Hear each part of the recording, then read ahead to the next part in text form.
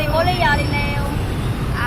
Hôm nay là lần đầu tiên hay là như lâu rồi nhóm chưa đi ăn chung.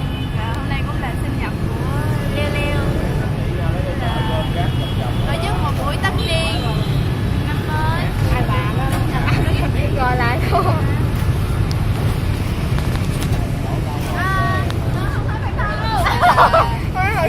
Tất niên kim sinh nhật. Đây là đồ ăn. Mọi người hãy nâng ly. Nâng ly. Nâng ly, nâng ly, nâng ly. Hai ba dỗ. Má awkward. Đây hai happy birthday đi. Ba. Happy birthday to you. Happy birthday to you. Happy birthday, happy birthday, happy birthday to you. Liêu liêu liêu liêu.